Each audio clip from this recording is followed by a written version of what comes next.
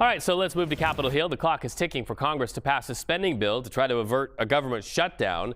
This, of course, comes after two competing measures failed in the Senate on Friday. Now, Democrats are pushing for a meeting with President Trump. CBS News correspondent Nikole Killion joins us now from Capitol Hill. Walk us through how we got to this stalemate. Well, Reed, how much time do you have?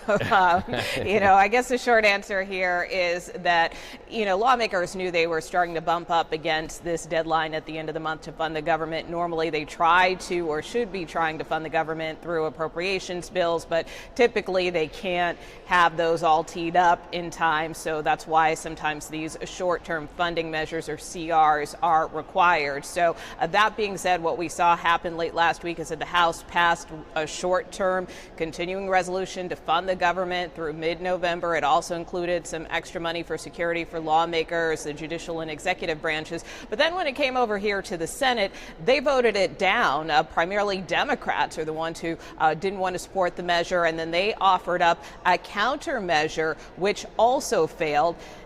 Fast forward to today, both chambers are out for the entire week because of the Jewish holiday. So it's unclear what the path forward is here. We do know the Senate will likely come back next week, which only gives them about a day or two to deal with this. Leader Thune said he may bring up that measure that cleared the House again. But the House has canceled their votes next week, and they will more than likely not come back before this deadline expires at the end of the month.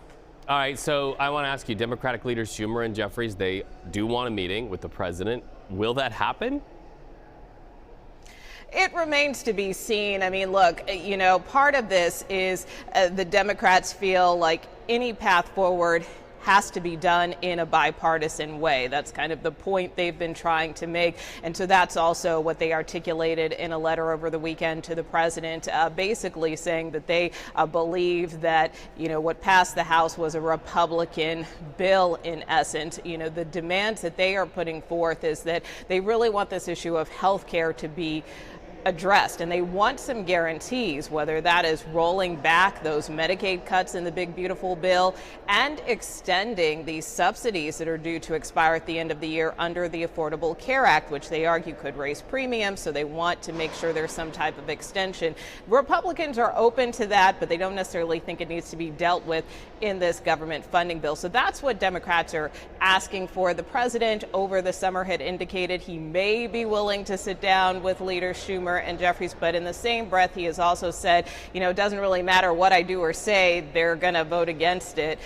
So I don't know, will there be some willingness on the part of the president to sit down with the Democrats? Probably not, which means this stalemate is likely to continue.